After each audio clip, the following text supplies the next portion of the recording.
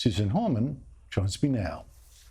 Suzanne Horman, thank you so much for joining me. Why did you write those tweets? Thanks for having me on to explain myself.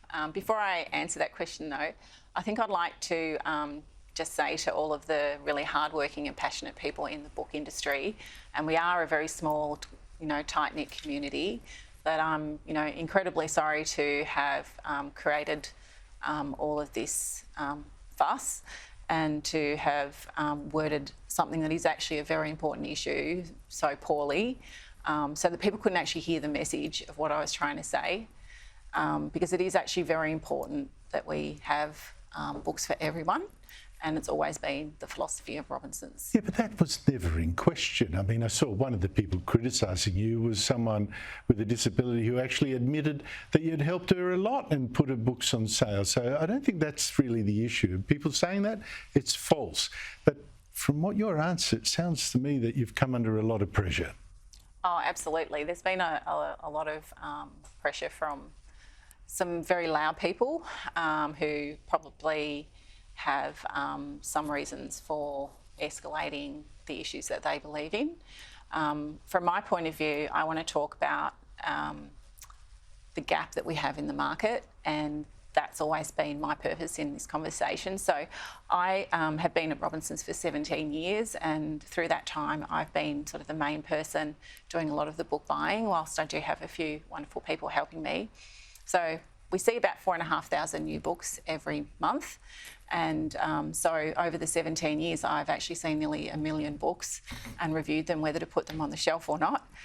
So I feel like I have a fairly good insight into the market and probably a lot of experience looking across a wide range of the whole market and all the publishers lists that most people in the industry just don't have. Look, who could better tell what's for sale and what's not than someone who's looked at 1 million titles in her career?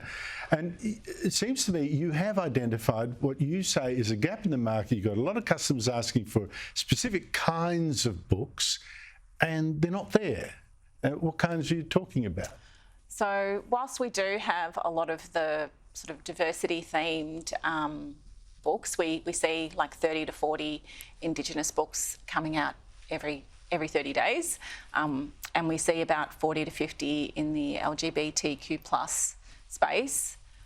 We do see a lot of books for kids that are on inclusion and diversity, and I just see lots of lists of these and pretty much nothing coming out for men and boys that have a positive role model, or men portrayed in a positive way.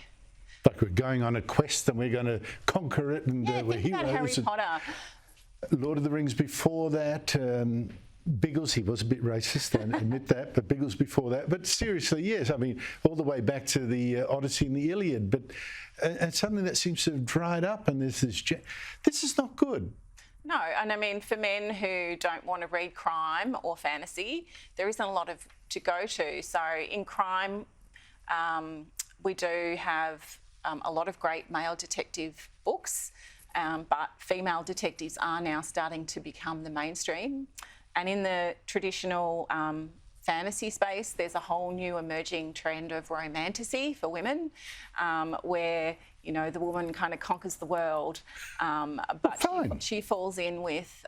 Sorry. No, well, that's fine. I don't mind that. I mean, before that, I couldn't go past the bookshop, particularly at the airports, where there wasn't I married an Arab, a Bedouin. I married a Bedouin, or I'm from the, I'm married into a tribe, and women with veils. There was a whole flirtation with that for a while. But you're right. I mean, but you also said. That you would be cutting out books that preach division and a contempt for Australia. Now, I'm getting sick of that too, by the way. That's going to cut out a lot of your stock. Well, there has been a growing trend of books that, are quite aggressive towards white Australians and are trying to promote First Nations issues. And I do appreciate that, we do have some First Nations people who have experienced, quite a lot of trauma, and I do sympathise with that, and I'm sorry that all of that's happened, but the reality is I don't want to get caught in the middle of hate-filled books that make people, dislike each other or hate each other. And, the volume of them this year will be picking up. So there will be quite a few coming out. I've seen some of the forward lists. And, I just don't see a place for them in my store. As the, daughter of, refugees to Australia, my parents, arrived in Australia in a time of need, and Australia looked out for them. And so I have a very close bond to Australia, and I don't like bashing Australia. I feel very proud of my country. It's so interesting you say that, because my parents came out here in 1958, and this is around the time that Australia made a hero of a guy called Nina Carlotta for They're a Weird Mob. So, a story allegedly of an Italian who was trying his best to, integrate into this wonderful country, and his, combat with the English language and all that. It was wonderful. People love that kind of stuff. They want the affirmative stuff if it's offered. But Suzanne, from what I've heard, from the way you look now, you look nervous. From what we were talking about before, you look like you've gone through the mill. The hate that's been waged at you, I mean, how hard has that been? Well, standing up for something really does take a toll. There have been some people who've been quite aggressive online. There's a lot of misinformation, a lot of doctored images, and a lot of rumour and gossip. And, I guess I just have to look away. And luckily, I have lots of really positive voices around me. I have had a barrage of phone calls from our customers that have almost brought me to tears last night, because I listened to lots and lots of phone calls back to back off our answering machine, and people just saying thank you, thanks for standing up, thanks for being brave. We don't have a voice. So that really helps when you know that there are people who can hear what you're saying and they agree with you. It seems to me, look, through this you've been on the brink of tears, really, but it must also be hard for your staff. Oh, look, the staff have been very brave, and they have had some nasty phone calls, and so we have turned our phone system to auto attendant so people can leave a message.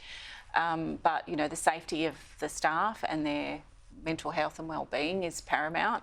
And so I'm hoping at the end of all of this, we can all sit down together and discuss what happened and how everyone feels about it. So I'm really looking forward to catching up with everyone when all of this settles down and people feel like they can take a breath. It's always struck me that people claiming to stand for inclusion and tolerance are the most nasty people you can come across. I wonder that the hypocrisy doesn't stare them in the mirror when they look at it. Now listen, there'll be a lot of people watching that'll want to, I think, support you. How do they do that? Can they order books online from you, for instance? Yeah, so we have a website, robinsonsbooks.com.au. We have 7 bookstores across Melbourne, and the locations are on our website. So on our website, we do send books to all over Australia. So we look out to getting some orders. Well, if you want to make sure that someone isn't cancelled simply for making quite obvious points based on their experience, they're not a nasty person, as you can tell, then why don't you decide to order through her bookshop rather than go to a multinational like Amazon or something like that? Support debate and support freedom and support a nice person. There you go. Thank you so much for joining. Thank you.